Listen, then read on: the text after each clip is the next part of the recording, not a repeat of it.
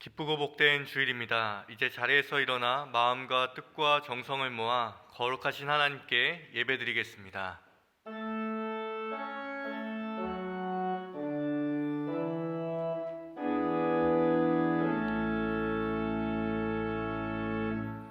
큰 소리로 외쳐 이르되 구원하심이 보좌에 앉으신 우리 하나님과 어린 양께 있도다. 하나님은 영이시니 예배하는 자가 영과 진리로 예배할지니라.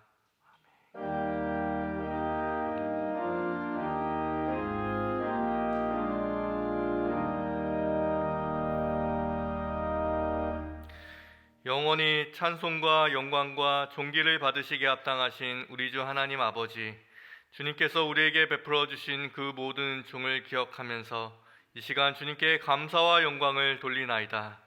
죄와 사망에서 우리를 건지신 주 예수 그리스도의 구속의 은혜를 길이길이 찬양하옵고, 오늘도 우리를 부르시며 새롭게 하시는 성령의 교통하심을 인하여 주님께 감사를 드리나이다. 성부, 성자, 성령께 세세 무궁토록 영광을 돌릴지어다. 아멘.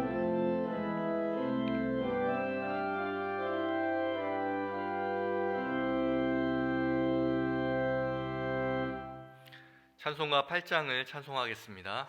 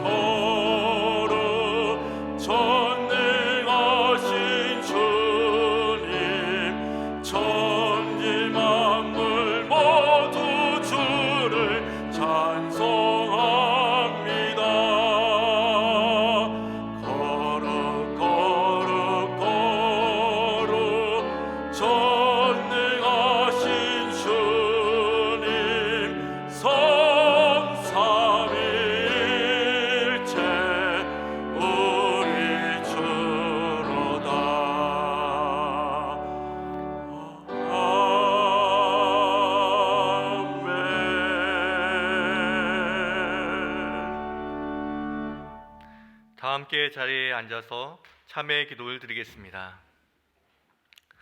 사랑과 은혜의 하나님 아버지, 죄와 사망으로 영원히 죽을 수밖에 없었던 우리를 위해 친히 십자가의 고난을 온몸으로 받으시고 부활의 첫 열매가 되신 주님께 감사와 영광을 올려드립니다.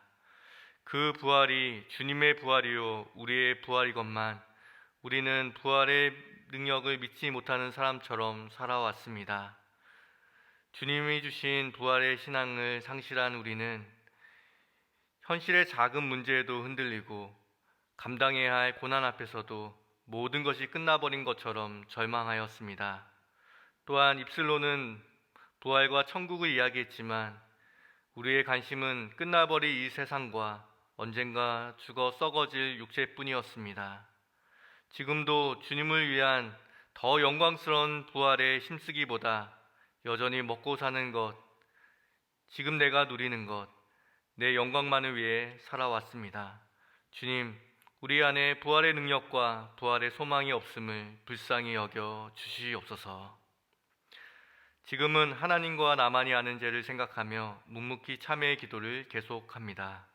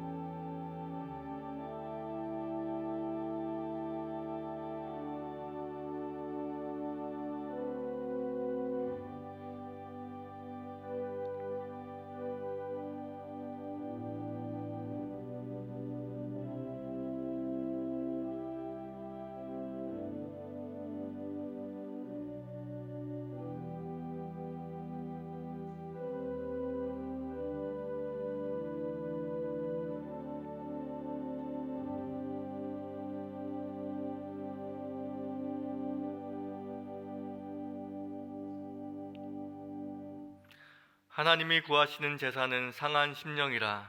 하나님이여 상하고 통회하는 마음을 주께서 멸시치 아니하시리이다.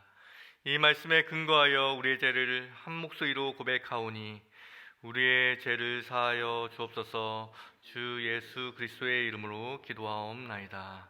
아멘. 그러므로 이제 그리스도 예수 안에 있는 자에게는 결코 정죄함이 없나니 이는 그리스도 예수 안에 있는 생명의 성령의 법이 죄와 사망의 법에서 너를 해방하였음이라. 이제는 사도신경으로 우리의 신앙을 다 함께 고백하오니 나는 전능하신 아버지 하나님 천지의 창조주를 믿습니다. 나는 그의 유일하신 아들 우리 주 예수 그리스도를 믿습니다. 그는 성령으로 잉태되어 동정녀 마리아에게서 나시고 본디오 빌라도에게 고난을 받아 십자가에 못 박혀 죽으시고 장사된 지 사흘 만에 죽은 자 가운데서 다시 살아나셨으며 하늘에 오르시어 전능하신 아버지 하나님 우편에 계시다가 거기로부터 살아있는 자와 죽은 자를 심판하러 오십니다. 나는 성령을 믿으며 거룩한 공교회와 성도의 교제와 죄를 용서받는 것과 몸의 부활과 영생을 믿습니다. 아멘.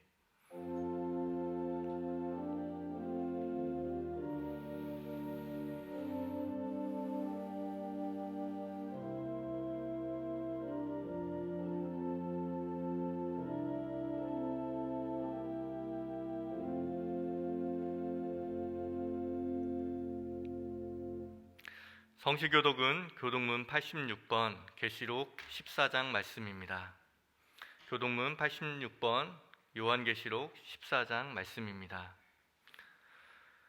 또 내가 보니 보라 어린 양이 시온산에 섰고 그와 함께 14만 4천이 서 있는데 그들 이마에는 어린 양의 이름과 그 앞에 이름을 쓴 곳이 있더라. 내가 하늘에서 나는 소리를 들으니 많은 물소리와도 같고 큰 우레소리와도 같은데 내가 들은 소리는 검은 고 타는 자들이 그 검은 고를 타는 것 같더라. 그들이 보좌 앞과 내 생물과 장로들 앞에서 새 노래를 부르니 땅에서 성령함을 받는 14만 4천밖에는 능히 이 노래를 배울 자가 없더라. 이 사람들은 여자와 더불어 더럽히지 아니하고 순결한 자라. 어린 양이 어디로 인도하는지 따라하는 자며 사람 가운데서 속량함을 받아 처음 익은 열매로 하나님과 어린 양에게 속한 자들이니 그 입에 거짓말이 없고 흠이 없는 자들이로다. 아멘. 찬송가 176장을 찬송하겠습니다.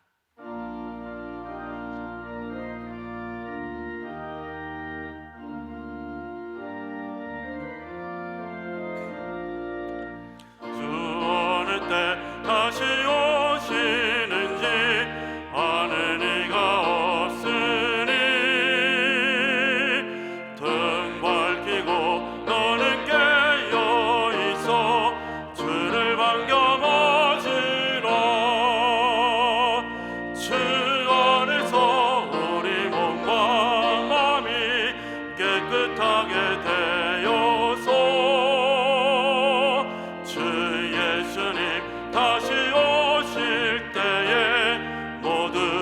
기쁨으로 맞으라.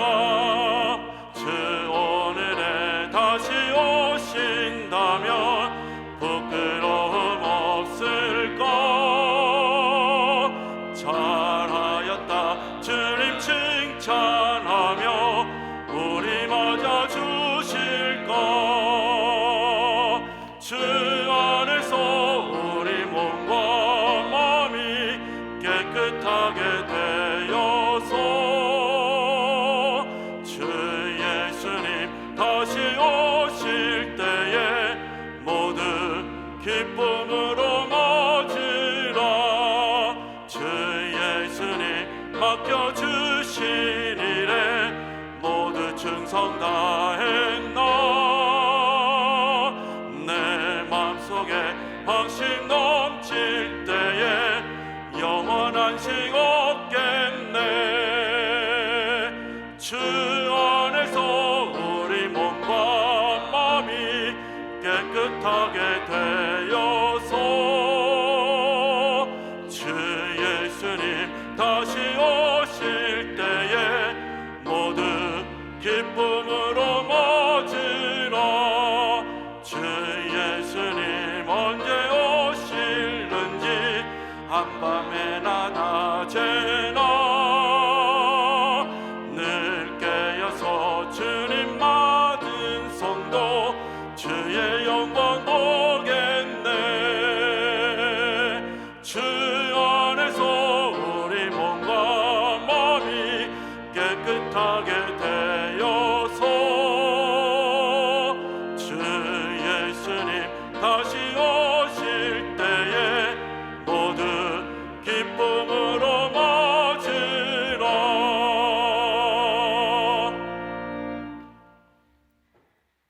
사랑과 은혜가 풍성하신 하나님 아버지, 거룩한 주의 날에 하나님 아버지께 예배자로 나아가게 하심을 감사드립니다. 이 시간 저희들의 연약함과 부족함을 아시는 하나님께 죄와 허물로 물들여진 저희 삶의 모든 연약함을 주님의 십자가 아래에 내려놓습니다.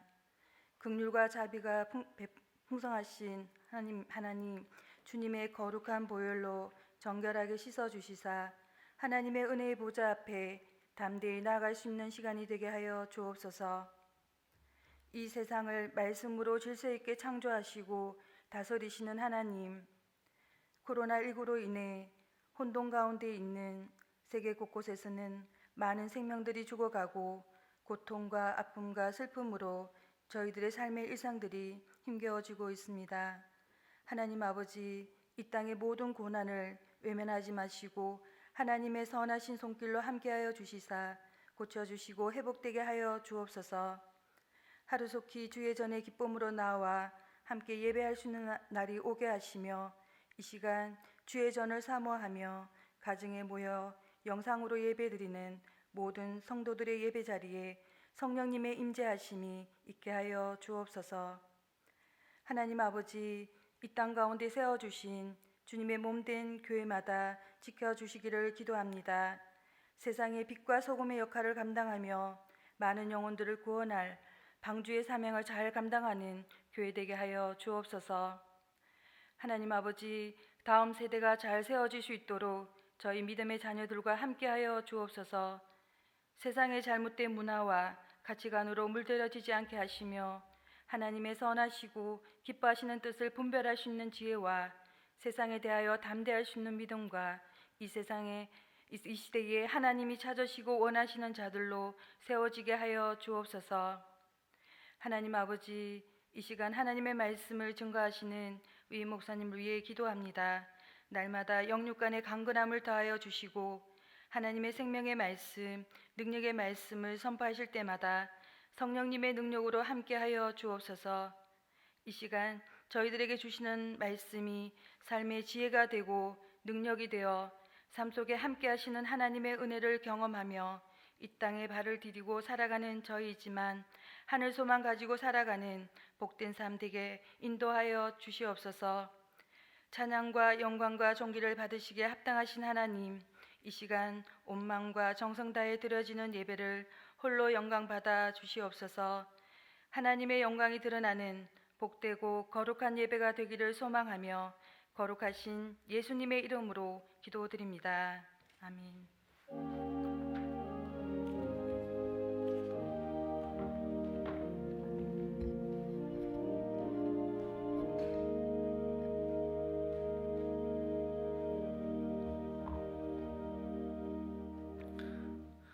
오늘 하나님께서 우리에게 주시는 말씀은 베드로후서 3장 1절부터 18절까지의 말씀입니다.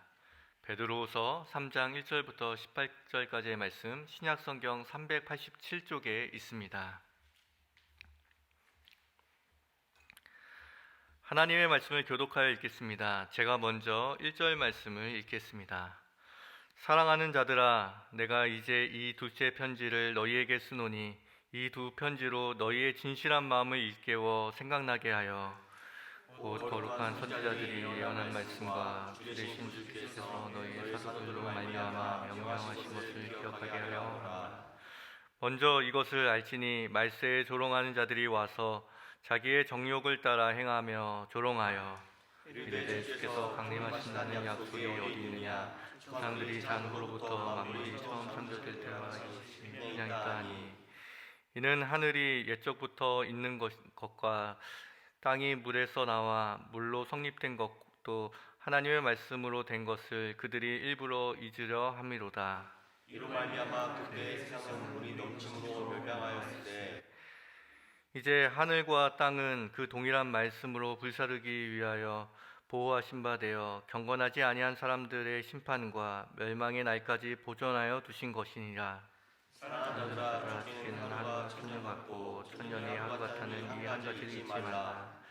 주의 약속은 어떤 이들이 더디다고 생각하는 것 같이 더딘 것이 아니라 오직 주께서는 너희를 대하여 오래 참으사 아무도 멸망하지 아니하고 다 회개하기에 이르기를 원하시느니라. 그러나 주의 날이 똑같이 오리니 그날에는 하늘이 스스로 떠나가고 물질이 뜨거운 불에 풀어지고 땅과 그 중에 있는 모든 일이 드러나리로다. 이 모든 것이 이렇게 풀어지리니 너희가 어떠한 사람이 되어야 마땅하냐 거룩한 행실과 경건함으로 하나님의 날이 임하기를 바라보고 간절히 사모하라. 그날에 하늘이 불에 타서 풀어지고 물질이 뜨거운 불에 녹아지니와 우리는 그의 약속대로 의가 있는 곳인 새 하늘과 새 땅을 바라보도다. 그러므로 사랑하는 자들아, 너희가 이것을 바라보니 주 앞에서 점도 없고 흠도 없이 평강 가운데서 깃털을 심으라. 또 우리 주의 오래 참으심이 구원이 될 줄로 여기라. 우리가 사랑하는 형제 바울도 그 받은 지혜대로 너희에게 이같이 썼고 또 그 모든 편지에도 이같이 말씀하였으되 그중에 알기 어려운 것이 들어있으니 무식한 자들과 구세지 못한 자들이 다른 성경과 같이 또 지옥불다가 스스로 멸망에 이르느니라. 그러므로 사랑하는 자들아, 너희가 이것을 미리 알았은즉 무업한 자들의 미혹에 이끌려 너희가 굳센 데서 떨어질까 삼가라. 오직 우리 주 곧 구주 예수 그리스도의 은혜와 그의 한 지식에서 자라가 영광이 이제와 영원한 날까지 그에게 있을지어다. 아멘.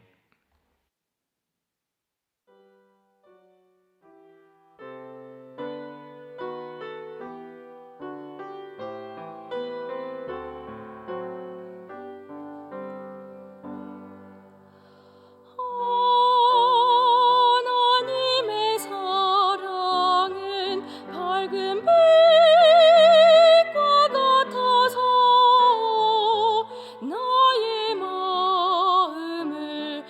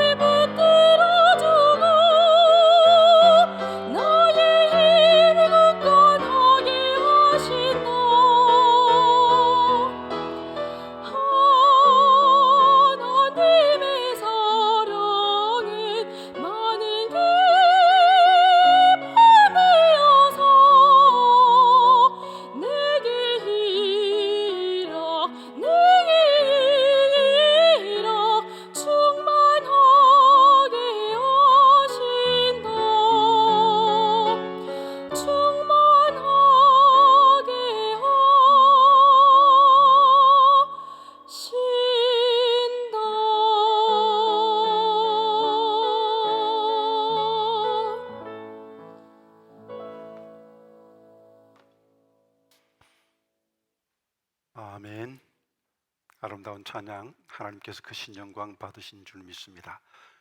오늘 또 영상 예배에 나오신 사랑하고 그리운 승리교회 성도님들에게 우리 하나님께서 크신 은총 베푸셔서 온 가족이 구원받는 복된 믿음의 가정 되게 해주시기를 간절히 기원드립니다.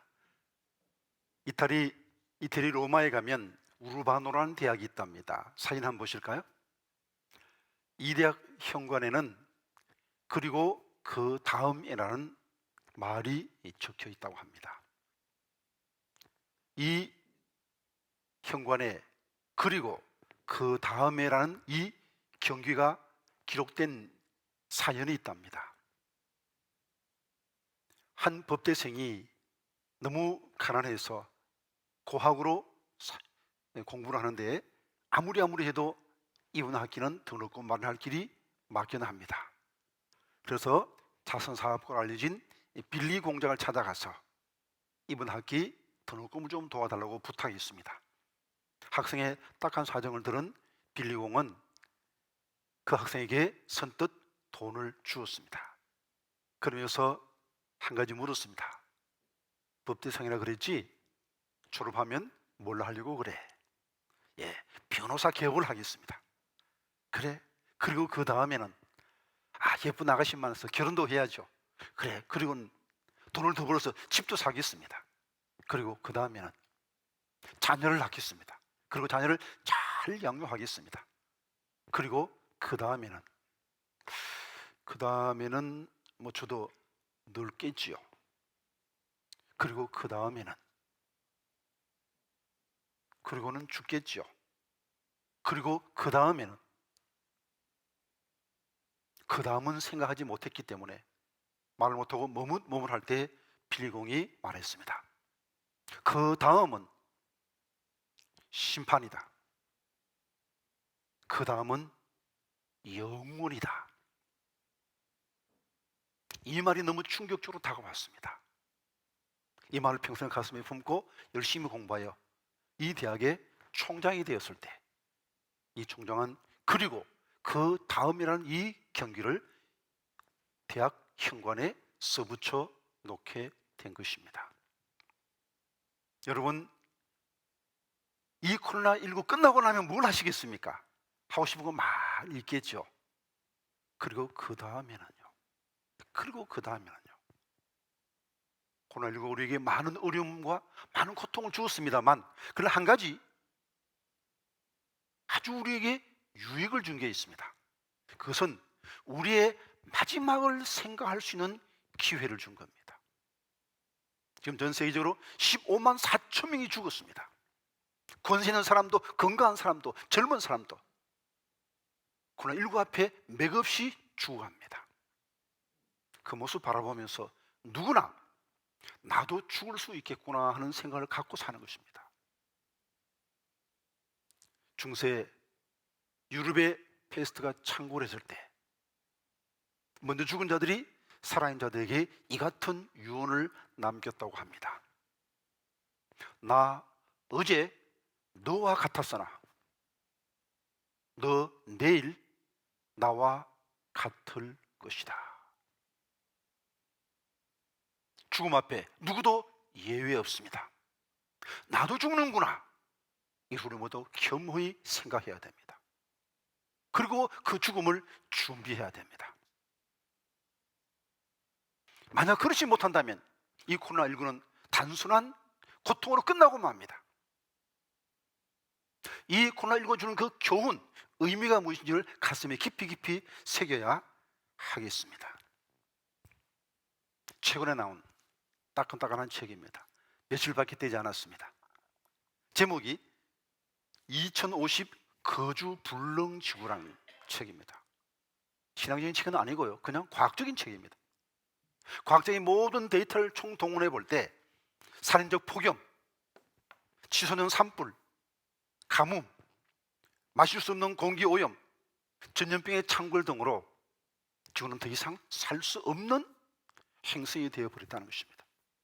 과학적으로 봐도 지금은 말세입니다.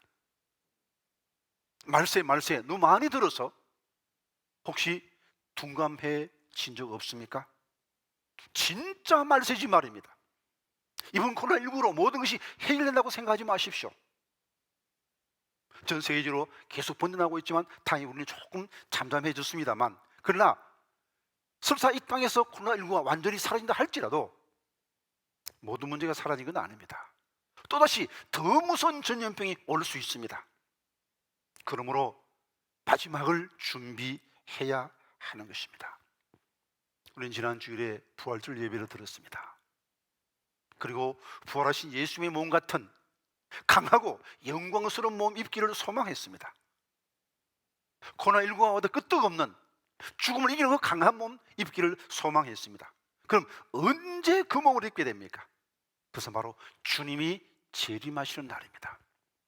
주님 재림하시는 그날에 만약 우리가 죽었다면 주님의 부활과 똑같은 몸으로 다시 부활할 것이고, 그때까지 살아있다면 우리 모두는 호련히 순식간에 변화되어서 영광스럽고 아름다운 몸을 입게 될 것입니다. 그러므로 재림은 우리 성도들에게 궁극적인 소망입니다. 그날을 바라보며 우리는 매일매일 살아나가는 것입니다. 그런데 모든 사람에게 그날이 축복의 날이냐? 예수 그리스도를 믿는 사람, 예수 그리스도를 신랑으로 모신 자에게 그날은 축복의 날입니다. 그리운 신랑을 만나는 날입니다. 그러나 예수 그리스도를 구주로 영접하지 못한 날은, 못한 자에게 그날은 심판의 날, 재앙의 날이 될 것입니다. 그러므로 어떻게 주님의 재림을 준비해야 될 것인가? 우리 모두가 깊이 생각해야 됩니다. 오늘 본문인 베드로 후서는 베드로 전서 다음에 쓰여졌습니다. 베드로 전서는 박해 중에 있는 성도들을 위로하기 위해서 썼습니다. 당시 네로의 박해로 대부분의 그리스도인들이 숨어 지냈습니다. 그 위급한 상황에서 베드로는 그 성도들을 위로하기 위해서 베드로 전서를 썼습니다. 그리고 두 번째 베드로 후서는 교회 안에 들어온 이단들에 대한 경계를 위해서 썼습니다. 그 당시 사람들은 우리 주님의 재림이 금방 올 줄 알았습니다. 주님 승천하신 다음에 몇 년, 늦어도 몇십 년 내는 오실 거라 그렇게 생각했습니다. 근데 박해는 심해지고 주님 빨리 오셨으면 좋겠는데 주님이 빨리 안 오시는 겁니다. 그래서 많은 사람들이 왜 안 오시지? 그때 기다릴 필요 없어, 안 오셔, 재림이 없다는 이단들이 생겨나기 시작했습니다. 그래서 그들의 흔들리는 재림 신앙을 바로잡아 주기 위해서 이 베드로 후서를 기록한 것입니다. 3장 10절에서 11절 말씀 한번 같이 읽어봅니다. 그러나 주의 날이 도둑같이 오리니 그날은 하늘이 큰 소리로 떠나가고 물질이 뜨거운 불에 풀어지고 땅과 그 중에 있는 모든 일이 드러날로다. 이 모든 것이 이렇게 풀어지니 너희가 어떤 사람 되어야 마땅하냐? 거룩한 행실과 경건함으로. 주의 날이 도둑같이 온다고 했습니다. 언제 올지 모릅니다. 그날은 심판의 날입니다. 회개하려면 그 전에 회개해야 됩니다. 그러므로 그 전에, 재림 전에 재림 맞이할 준비를 해야 되는 것입니다. 어떻게 해야 재림을 잘 준비할 수 있겠습니까? 이렇게 하면 된다. 사도 베드로가 사랑하는 아시아에 있는 교인들에게 한 이 말씀이 오늘 바로 우리에게 주시는 말씀이 될 수 있습니다. 그 당시 교인들과 마찬가지로 우리도 지금 주님의 재림을 기다리고 있습니다. 어떻게 하면 주님의 재림을 잘 준비해서 넉넉히 그 나라에 들어감에 복을 받을 수 있겠습니까? 베드로를 통해서 우리에게 주는 하나님의 명령을 들어보십시다. 첫 번째 명령은 재림의 약속의 말씀을 기억하라는 것입니다. 1절에서 7절까지 말씀 같이 읽어봅니다. 사랑하는 자들아, 내가 이제 이 둘째 편지를 너희에게 쓰노니 이 두 편지로 너희의 진실한 마음을 일깨워 생각나게 하여 곧 거룩한 선지자들이 예언한 말씀과 주 되신 구주께서 너희의 사도들로 말미암아 명하신 것을 기억하게 하려 하노라. 먼저 이것을 알지니 말세에 조롱하는 자들이 와서 자기의 정욕을 따라 행하며 조롱하여 이르되 주께서 강림하신다는 약속이 어디 있느냐? 조상들이 전후로부터 만물이 처음 창조할 때와 같이 그냥 있다 하니 이는 하늘이 옛적부터 있는 것과 땅이 물에서 나와 물로 성립된 것도 하나님의 말씀으로 된 것을 그들이 일부러 잊으려 함이로다. 이런 말미암아 그때 세상은 물이 넘침으로 멸망하였으되 이제 하늘과 땅은 그 동일한 말씀으로 불살하기 위하여 보호하신 바 되어 경건하지 아니한 사람들의 심판과 멸망의 날까지 보존하여 두신 것이니라. 일깨워 기억하게 하려 한다는 말씀이 나와 있습니다. 인간은 망각의 동물입니다.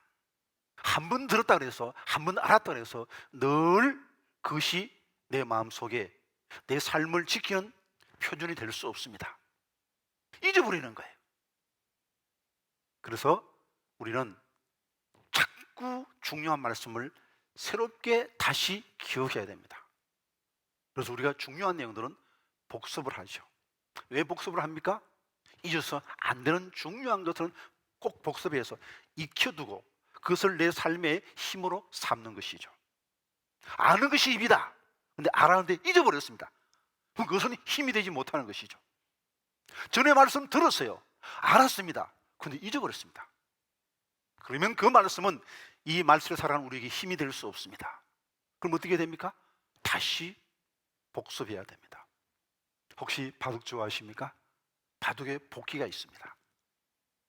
200 몇 수를 뒀는데 다시 처음부터 그대로 다 순서 하나 틀리지 않고 그대로 복귀하는 거 보고 감탄합니다. 그런데 의미 없이 놓은 것이 아니고 하나하나 생각하고 놓은 것이기 때문에 어느 정도 바둑 두는 사람은 그렇게 어려운 거 아니랍니다.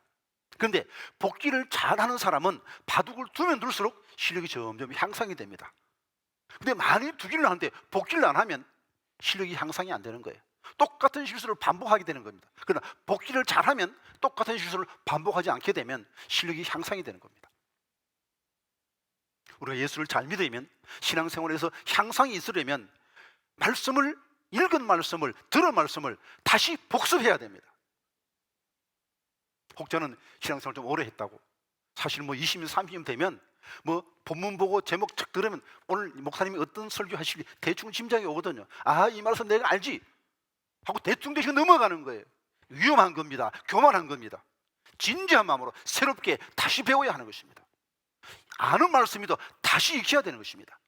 그렇지 않으면 그 말씀이 내게 힘이 되지 못하기 때문입니다. 제가 군대 갔을 때 성경을 하나 갖고 갔습니다. 큰 성경 갖고 갈 수 없으니까 조그마한 포켓 성경, 신약과 시편만 있는 말씀입니다. 그래서 힘들 때마다 화장실에서 그 성경 읽으면서 얼마나 큰 위로와 힘을 받았는지 모릅니다. 그런데 어느 날 보초를 쓰고 있는데 하늘의 별을 바라보는데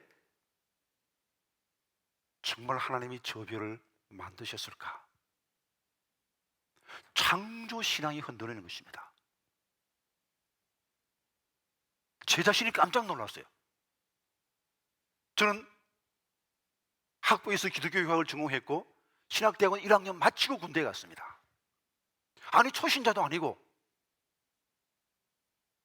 이렇게 신학을 5년 동안 한 사람이 별을 보고도 하나님 만드신 것이 의심된다 그러면 이 굉장히 심각한 것 아닙니까? 제가 이해가 안 됐습니다. 제가 창조신앙이 흔들리는 것 자체가 이해가 안 된 겁니다.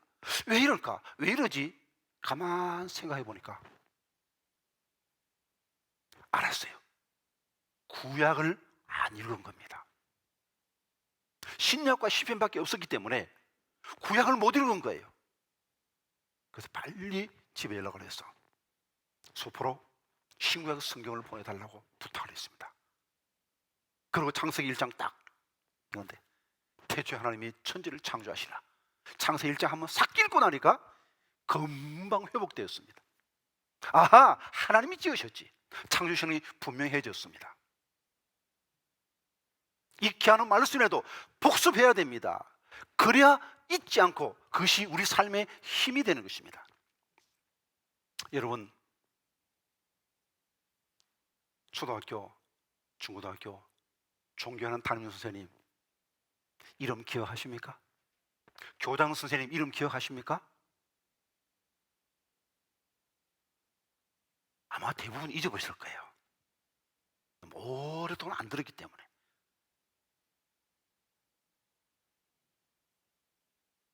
안 들으면 잊어버리게 됩니다.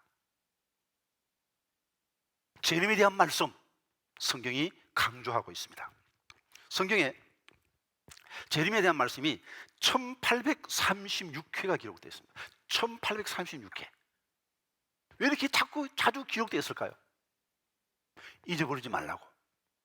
그래서 신구약성을 읽다 보면 자연스럽게 재림에 대한 말씀을 읽게 됩니다. 그러면 재림을 잘 준비하게 됩니다.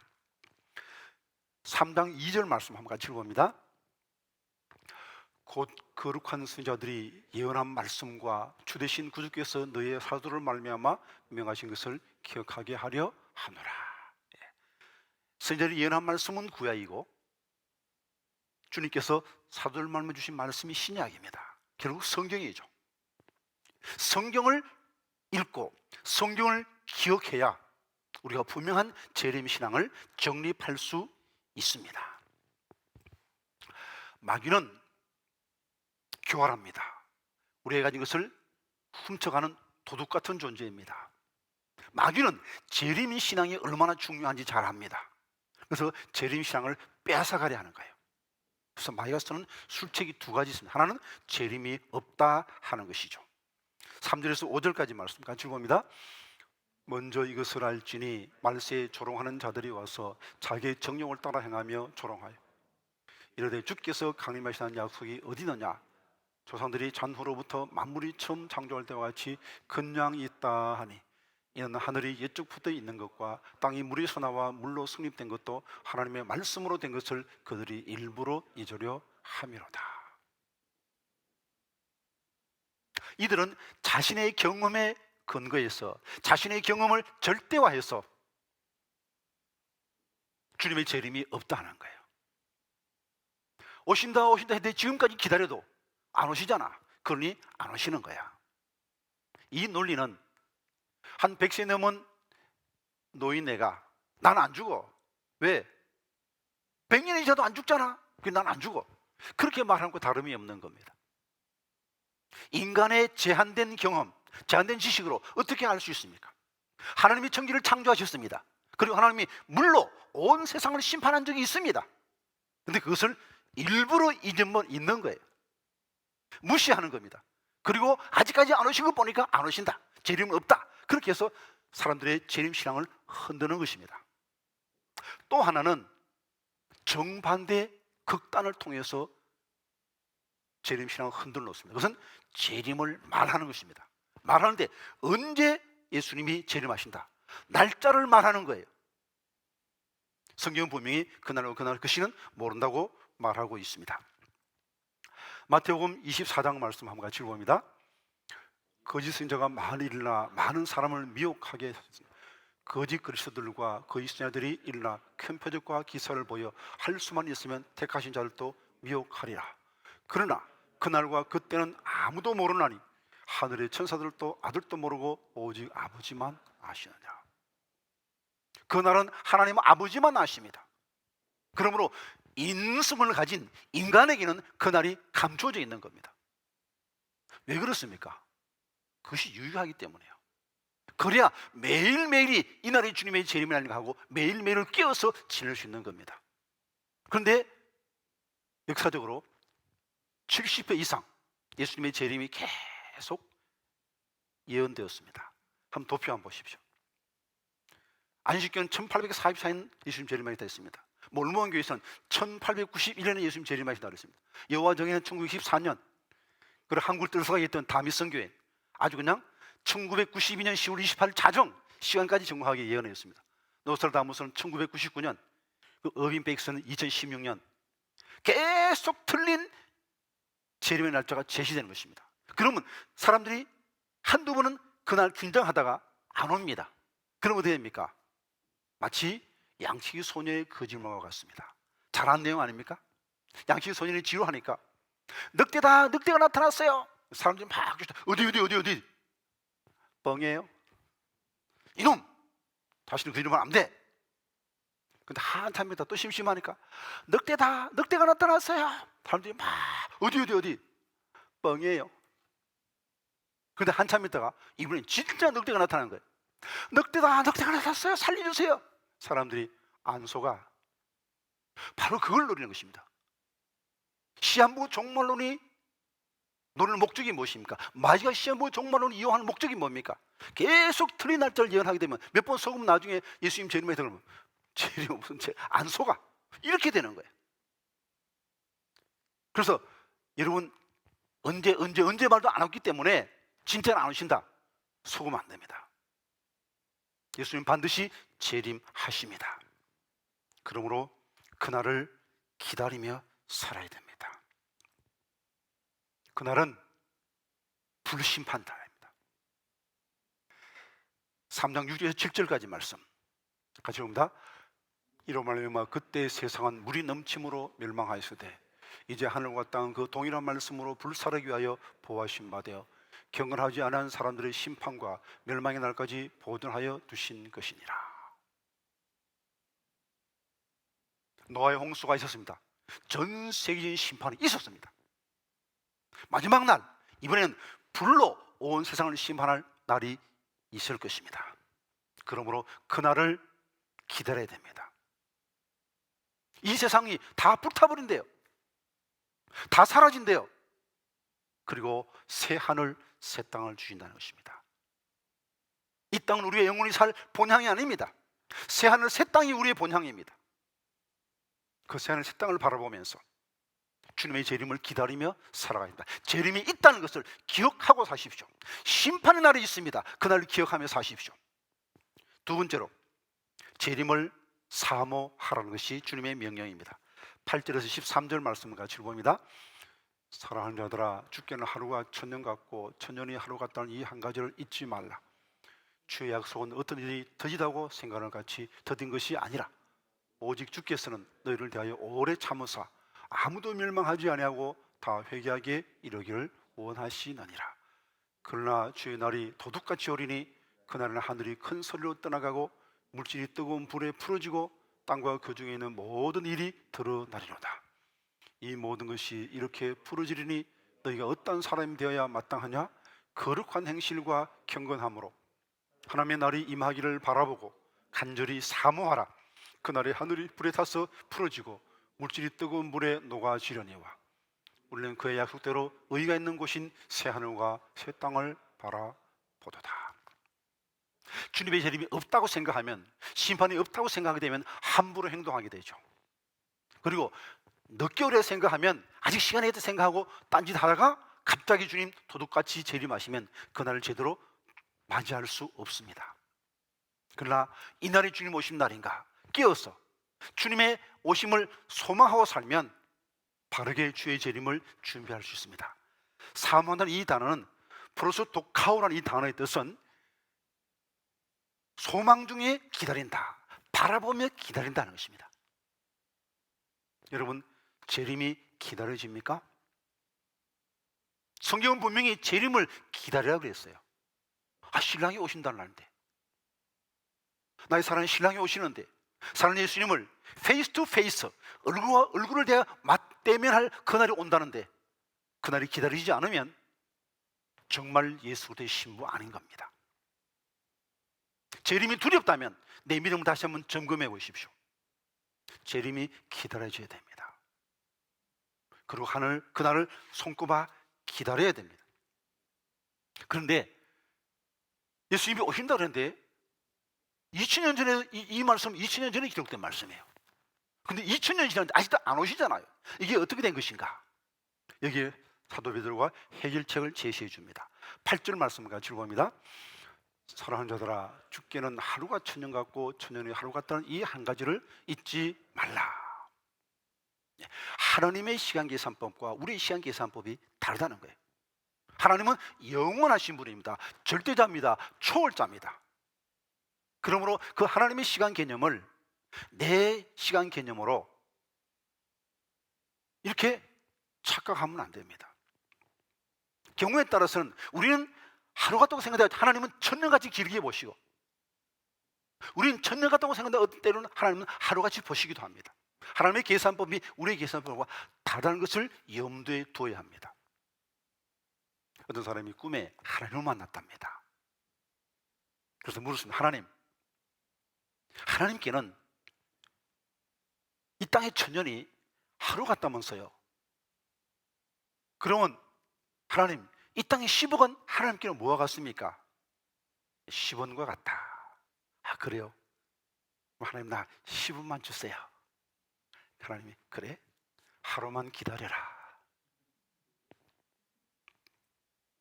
여러분, 나의 이 작은, 이 좁은 안목으로 하나님의 행사를 평가하지 마십시오. 하나님 늦게 오시는 게 아닙니다.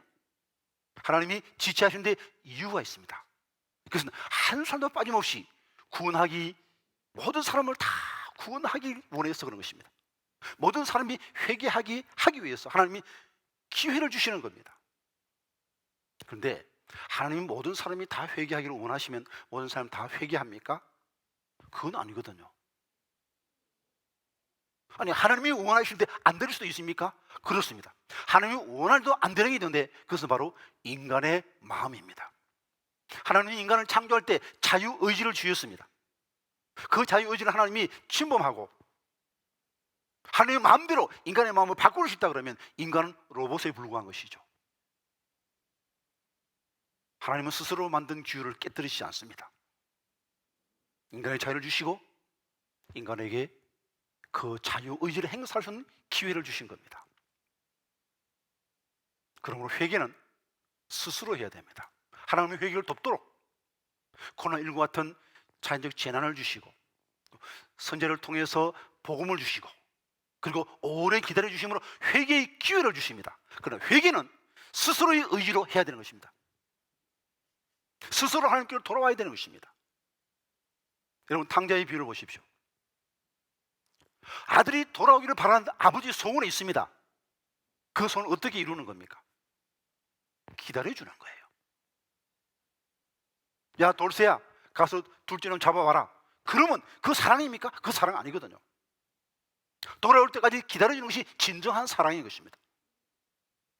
그러므로 우리는 주의 날이 오기를 기다리며 우리에게 주어진 그 시간을 열심히 전도의 기회로 삼아야 됩니다. 주님이 오십니다. 주님 오시기 전에 회개해야 됩니다. 주님 오시기 전에 예수 믿어야 됩니다. 특별히 믿지 않는 가족이 있으면 간절한 마음으로 전도해야 됩니다. 주님 오시면 더 이상의 회개의 기회는 없기 때문입니다. 그리고 세 번째로는 예수님과의 관계에서 성장해야 됩니다. 14절에서 18절까지 말씀 같이 봅니다. 그러므로 사랑하는 자들아, 너희가 이것을 바라보노니 주 앞에서 점도 없고 흠도 없이 평강 가운데서 나타나기를 힘쓰라. 또 우리 주의 오래 참으심이 구원이 될 줄로 여기라. 우리가 사랑하는 형제 바울도 그 받은 지혜대로 너희에게 이같이 썼고 또 그 모든 편지도 이런 일에 관하여 말하였으되 그 중에 알기 어려운 것이 들어있으니 무시한 자들과 구세지 못한 자들이 다른 성경과 같이 그것도 억지로 풀다가 스스로 멸망에 이르느니라. 그러므로 사랑하는 자들아, 너희가 이것을 미리 알아선즉 무업한 자들의 미혹에 이끌려 너희가 구세에서 떨어질까 삼가라. 오직 우리 주 곧 구주 예수 그리스도의 은혜와 그를 아는 지식에서 자라가라. 영광이 이제와 영원한 날까지 그에게 있을지어다. 예수님을 아는 지식에서 자라나라, 이렇게 말씀하고 있습니다. 이 안다, 야다, 히브리 야다는 결혼 관계를 의미한다고 제가 몇 번 말씀드렸습니다. 여러분, 안다는 것은 단순한 지식적인 알미 아닙니다. 경험을 통해서, 인격적 관계를 통해서 예수님을 알아가야 하는 것입니다. 결혼 50주년이 되는 노부부를 만났습니다. 자, 이때 부인이 어떤 생각하는지, 남편이 어떤 생각하는지 이제 두 분은 척 보면 다 아시겠네요. 하니까 남편이 말합니다. 아이고, 목사님 안 해요. 여자는 알다가도 모르겠어요. 50년 같이 살아도 다 모르겠답니다. 여러분, 예수님 다 아십니까? 다 아신다고 생각하면 착각이에요. 계속 알아가야 됩니다. 계속 예수님 무엇을 원하실까? 예수님 뜻은 무엇일까? 계속 공부해야 됩니다. 그래서 그 인격적인 관계가 성장해야 됩니다. 매일매일 예수를 더 알아가고 있습니까? 더 알기를 원합니까? 상대방에 대한 모든 관심도 없고 알고 싶지 않아요. 그럼 그 사랑이 식은 거예요. 정말 사랑하면 결론한 지 50년이 되어서도 더 알고 싶어야 합니다. 대전에 있는 어느 장로님 이야기입니다. 이 장로님이 중학교 교사예요. 그런데 하루는 한 학생이 면담 요청을 했습니다. 그래서 무엇인가 궁금한 생각 가지고 면담을 임했는데 한참 면담하다 보니까 이 중학생이 자기에게 전도를 하는 거예요. 기가 막혀서 야, 내가 장로야. 아니, 압니다. 아가씨 장로한테 전도해? 예. 제가 존경하는 선생님이 기독교 장로인 것이 너무너무 안타까워서 전도하는 겁니다. 알고 보니까 이 학생은 신천지에 빠진 학생이에요. 하도 기가 막혀서 그래? 그러면 신천지가 어떤 건지 왜 좋은지 한번 써봐라 하고 종이 한 장 줬답니다. 적서 그냥 쫙 써내려가는데 한 장 더 주세요. 또 줬습니다. 한 장 더 주세요. 또 썼습니다. 한 장 더 주세요. 내린 넉 장을 쓰더란 거예요. 이게 신천지의 기본 교리가 어떤 것이지, 왜 신천지가 좋은지, 자신의 비전이 어떤 것이지 쫙 써내려가는데 이 장로님이 충격을 받으셨어요. 이 장로님은 교회 중등부 교사입니다. 그래서 주일날 교회에 가서 자기 학생들에게 똑같이 해봤습니다. 종이 한 장 주면서 예수에 대해서 왜 예수를 믿는지 그 이유를 한번 써봐라. 예수님이 어떤 분인지 한번 써봐라 했더니 한 장을 넘기는 학생이 한 사람도 없더라는 것이죠. 어떤 학생은 한두 줄밖에 못 쓰더래요. 여러분은 어떻습니까? 여러분의 자녀는 어떻겠습니까? 예수 똑바로 믿어야 됩니다. 똑바로 믿지 못하면 이단에게 미혹됩니다. 무식하면 속습니다. 공부해야 돼요. 말씀을 공부해야 됩니다. 예수님을 더 알아야 됩니다. 그래서 어떤 유혹이라도 미혹되지 않게 실력을 길러야 되는 겁니다. 주 예수를 믿어라. 그리하면 너와 내 집이 구원받으라 했습니다. 우린 결코 나 자신의 구원으로 만족할 수 없습니다. 온 가족이 다 구원받아야 됩니다. 그러기 위해서 내 자녀에게 하나님의 말씀을 분명히 가르쳐야 됩니다. 노아 홍수를 기억하십니까? 아마 열심히 전도했겠죠.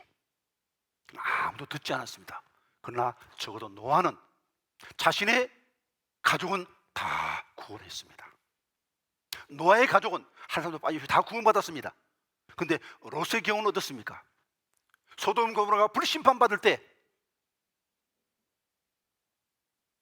롯은 아내와 두 딸만 도망쳐 나왔다. 그리고 아내는 뒤돌아본 거로 죽었습니다. 다 구원받지 못했습니다. 그 딸과 약혼했던 사위들은 다 구원받지 못했습니다.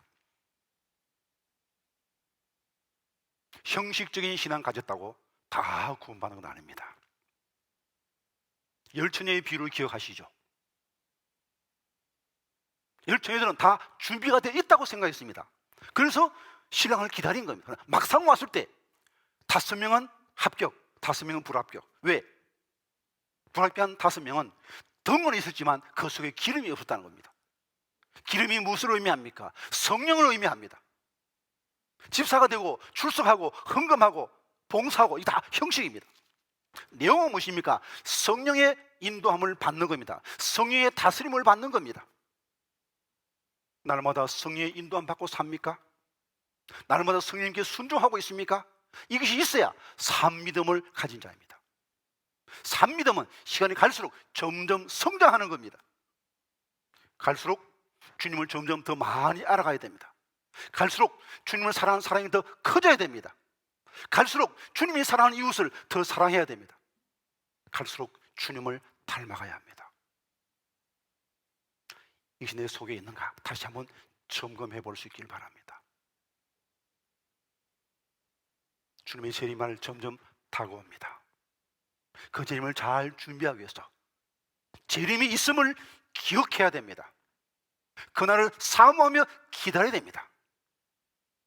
그 더 깊은 주님과의 관계에서, 순종 속에서 그 관계가 계속 성장해야 됩니다. 이 땅에서 주님께 순종하고, 그리고 주님 오시면 주님 주시는 그 새하늘 새 땅, 주님 만드신 그 새 집에서 영원토록 주님을 사랑하고 주님을 순종하며 살아가는 복된 믿음의 사람들 다 될 수 있기를 간절히 기원 드립니다. 기도하시겠습니다. 주님, 우리에게 예수 믿으시는 믿음을 주시고 주의 재림을 기다릴 수 있는 복된 믿음의 사람 되게 해주심을 감사합니다. 바라고 원하기는 나뿐 아니고 우리 모든 가족이, 그리고 우리 이웃이 다 구원받기를 원합니다. 그래, 날마다 우리가 깨어 주의 재림을 기다리며 점도 없고 흠도 없이 정결한 삶 살기를 힘쓰게 하여 주옵소서. 전적인 순종으로 주님을 기쁘시게 하는 삶 살게 하시고 주님을 뒤따라가게 하시며 주님을 닮아가는 삶 살게 하여 주옵소서. 그래야 언제 주님 오시더라도 기쁨으로 그날을 맞이할 수 있는, 마라나타 나의 주여 어서 오시옵소서, 그날을 맞이할 수 있는 복된 믿음의 사람들 다 될 수 있도록 은총을 더하여 주시옵소서. 예수님의 이름으로 기도하옵나이다. 아멘. 준비하신 예물을 봉헌하겠습니다.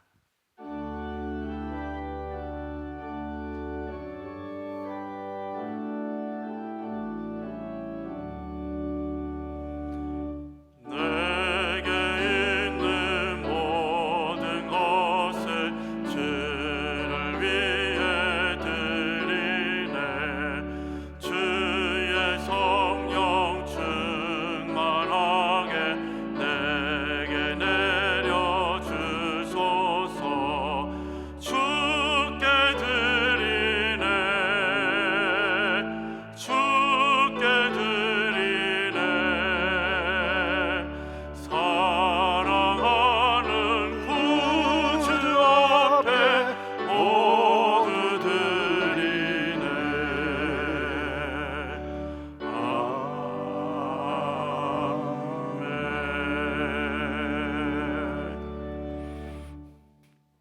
하나님 아버지, 위험하고 복잡한 세상 속에 살지만 저희들의 믿음과 건강을 지켜주시고 오늘 또 주님 전에 모여서 또 가정에서 주일 예배를 드릴 수 있도록 은총 베풀어 주시니 감사합니다.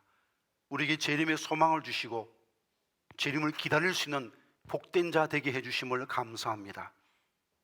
주님께서 우리에게 베푸신 영육간의 모든 축복들에 대하여 진심으로 감사하며 주일헌금과 감사헌금과 성경헌금과 구제헌금과 장화헌금을 드립니다. 12일을 구별한 11조를 주님께 바칩니다. 특별히 코로나19로 고통 중에 있는 우리 작은 교회 목사님들과 그리고 가난한 이웃들과 어려움 중에 있는 우리 성도를 돕기 위해서 선한 이웃 선교헌금, 구제헌금을 드립니다. 우리의 정성을 기쁘게 받아 주시옵소서.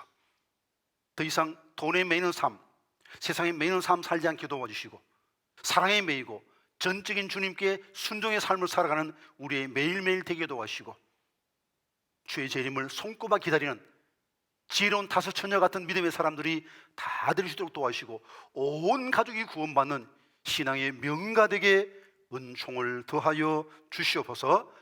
예수님의 이름으로 봉헌 기도 드리옵나이다. 아멘.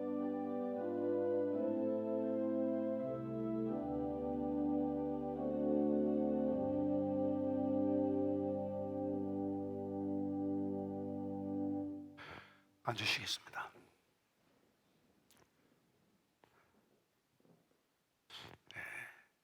하나님의 은혜로 우리 대한민국은 이제 코로나19가 조금 소멸되어 가고 있습니다. 이제 특별한 문제 없으면 다음 주일에는 함께 모여서 예배 드릴 수 있겠습니다. 더 중요한 것은 또 우리가 SNS를 통해서 여러분에게 공지하도록 하겠습니다. 공식적으로 다음 주에 새벽기도회와 주일 예배가 정상적으로 운영된다는 것을 광고를 드립니다. 코로나19 특별구제헌금, 선한 이웃을 위한 특별헌금 많이 참여해 주시길 바랍니다. 일산지역 미자립교회와 일산지역 주민들과 또 성리 교우들 중에 우리 형편이 어려운 분들을 돕기 위한 특별헌금 여러분의 기쁨으로 동참해 주시기를 바랍니다. 지난 11일에 양소은 권사 최영대 집사의 모신 되시는 박말래 성도님께서 별세하셨습니다. 유가족들을 위로해 주시기를 바랍니다. 이제 다 일어나셔서 파송과 축복의 찬송 하시겠습니다.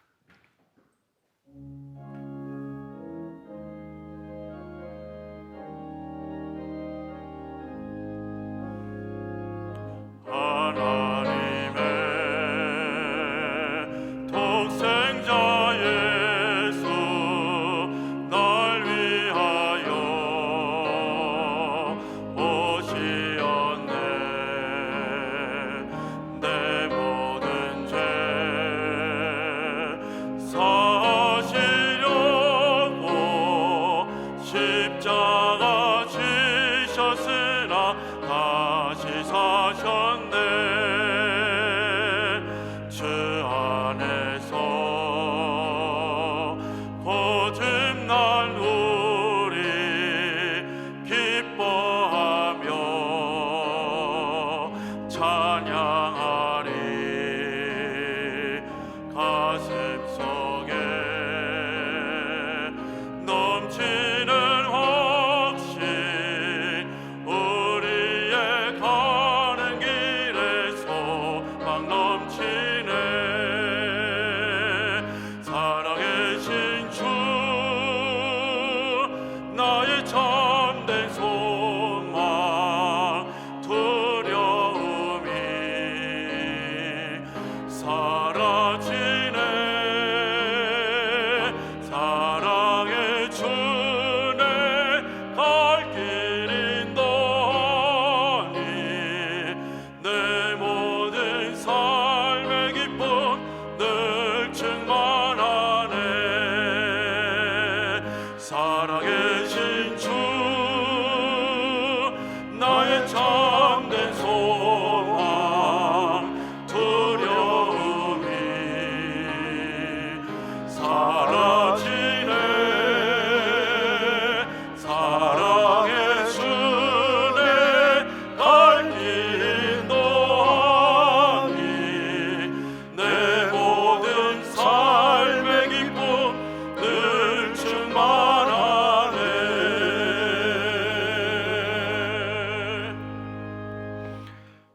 우리를 죄와 어둠 속에서 건져 하나님의 자녀 되게 하신 주 예수 그리스도의 구속의 은혜와 역사의 주인이신 우리 아버지 하나님의 무한하신 사랑하심과 보혜사 성령님의 교통하심과 인도하심과 늘 깨어 주의 재림을 잘 준비하는 삶 살게 하시는 은사가 모임 중에와 이들의 가정과 일터 위에 사랑하는 조국 대한민국 위에 지금부터 영원토록 함께 하옵시기를 간절히 축원하옵나이다. 아멘.